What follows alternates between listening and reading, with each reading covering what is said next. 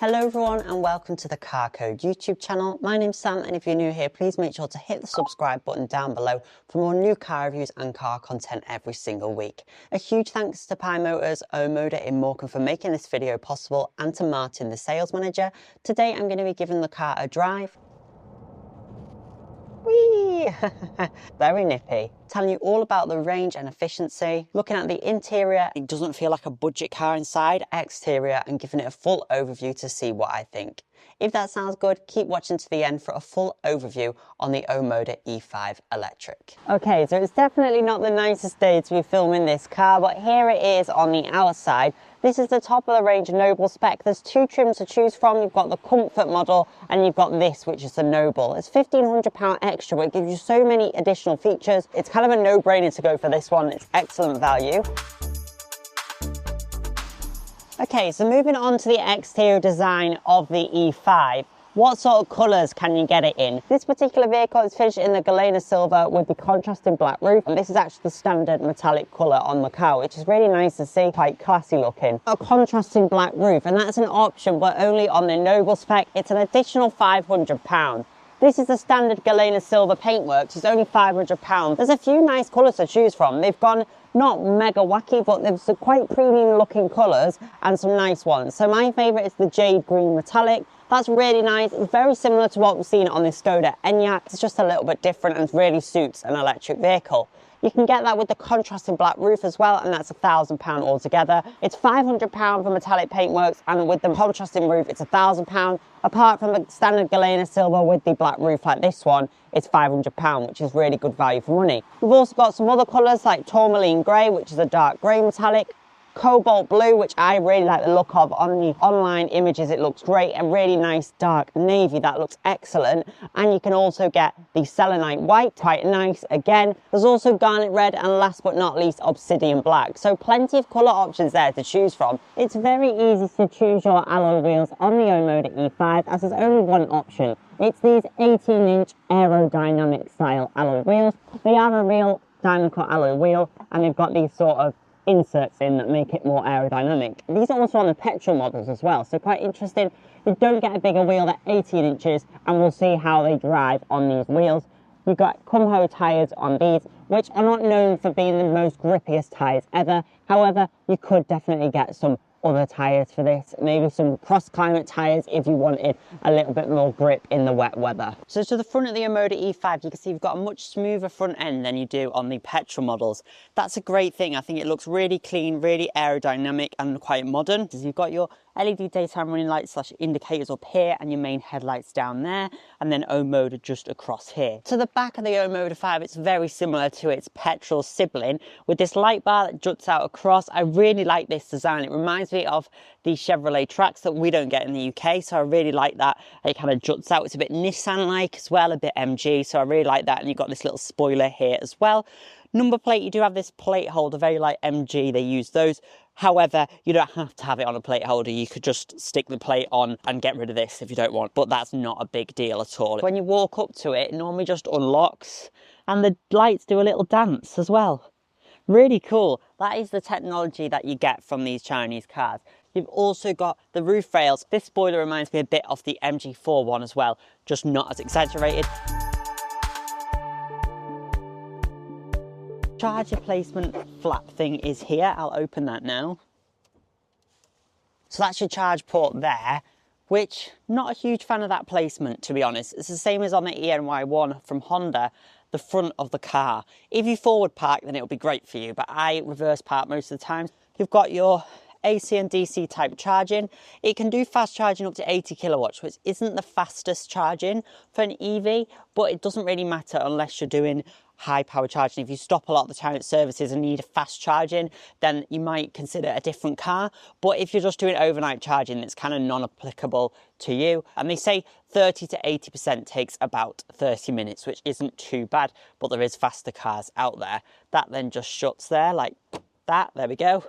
And then it's out the way. It does shut nicer than the ENY1 though, which can be a bit hard to get it to close, so that's fine. It just looks quite clean and smooth, but I would prefer the location to be somewhere else. All E5s have got the same motor, same battery set up. The battery is a 61 kilowatt hour BYD Blade battery, which means it's basically, I'm not a battery expert, but it's an LFP battery, so it's not a lithium ion battery. So they're meant to last a bit longer and degrade less. Also, BYD did some crazy tests with it. They put like nails through the battery, they heated it up to 300 degrees Celsius and it was fine. It didn't set on fire or anything. So they are very good batteries. So if you're a bit concerned about EVs and heard different things, then this is a good one for you because the batteries have been made very well. All of the motors are the same as well. It's front wheel drive with 201 brake horsepower. That gets you from 0 to 62 in 7.6 seconds, which is pretty impressive, whilst giving you an official WLTP range of 257 miles, which is in line with a lot of small SUVs like this. The car that I think this is most similar to is the Smart Hashtag 3, which is also a small electric coupe SUV. That actually starts a little bit less than this car, but that is with the base battery that only gets your official range of about 200 miles. So to get the same range as this, you have to go for the Pro Plus on that, which is about £37,000. So it's a few thousand more than this car. This is definitely better value. So I've been averaging 3.5 miles per kilowatt hour.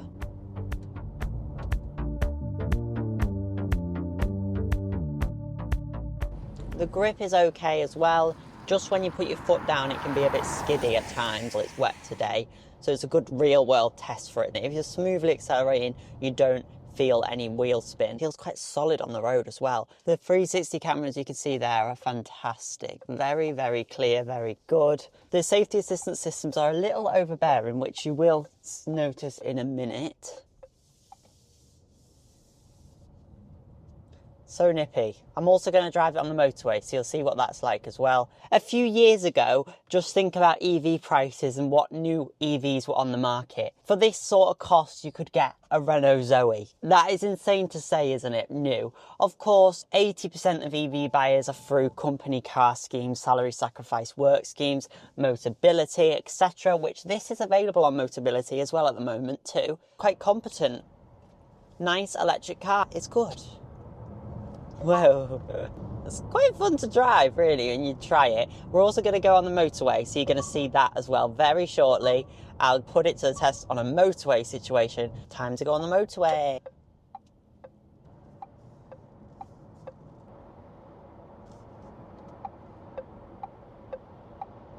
Let's go in the fast lane. Surprisingly good. And it says I've averaged 3.4 miles per kilowatt hour. It's like the pedal's got like 3 levels, it feels like accelerate, middle, brake. You don't have like a long travel in the pedal where you can just really kind of gradually come off it. There's this middle point where you're not accelerating or braking, but then when you come off, it slows down quite fast compared to other cars which have a smoother one pedal driving or just a smoother deceleration. In most other cars, this is a bit more refined than the EMY1. It's quieter than the EMY1, the motor, which is great.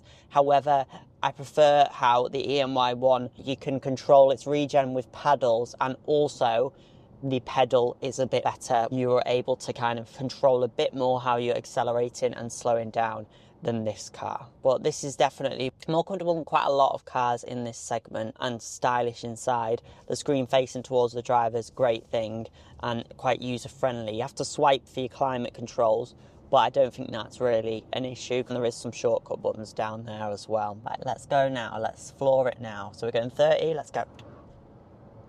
Yeah, it just gets that initial loss of grip there because it's got 340 newton meters of torque, this car as well, so that's a lot of torque. It means you get a bit skiddy. It's the tyres though as well. If you put some cross climate Michelin tyres on this, not sponsored, but do sponsor me Michelin, I'd love that, it would be a lot better. Oh, I've managed to sort the indicator sound out. That's better because it was on the high one. You've got little volume controls here, which is really easy to adjust. Bit of body roll as well.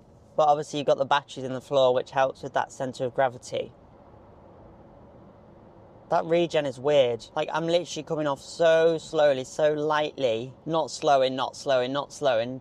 Tiny bit more and it's like slamming on paddles to adjust the regen. That would be perfect, but there's not. Very comfortable. I've not got a bad back. I know it's just been a couple of hours, but they're really lovely seats and they don't feel like really proper fake nasty.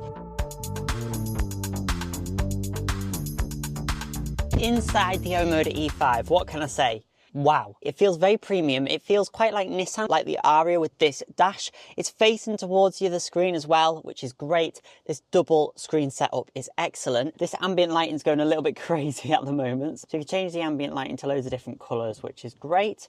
So really nice that you've got this big screen setup. You have it on both models, the Comfort and the Noble. This being the Noble has the SONY sound system, which has got these Burmester kind of Mercedes looking grills, which I'm not a huge fan of, but they actually sound excellent, the speakers, so that's great. These synthetic leather seats are very comfortable indeed. Even with the integrated headrest, it sits perfectly for me. If you're a smaller driver though, it might not be perfect for you. Electronically adjustable, as standard as well, leather wrap steering wheel, so it all feels very premium, which is excellent.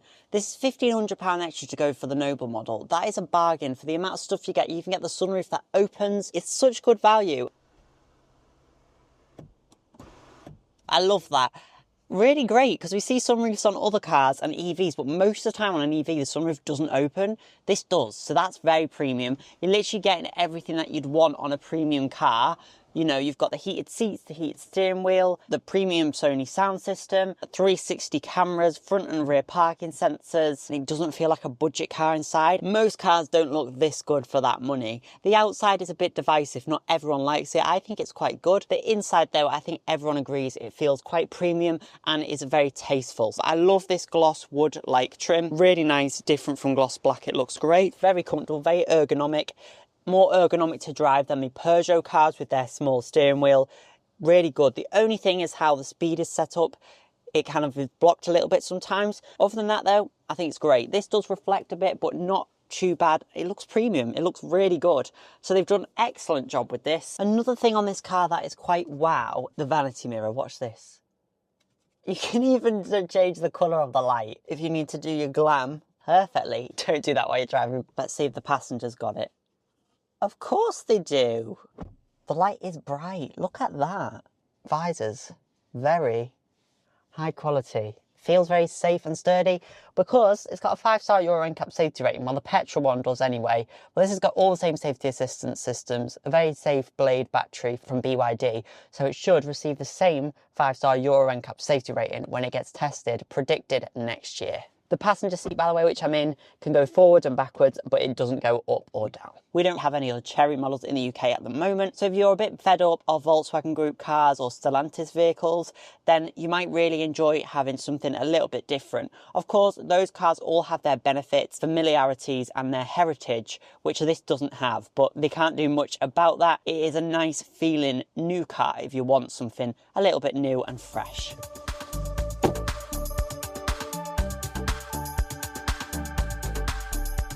Let's have a little look in the boot.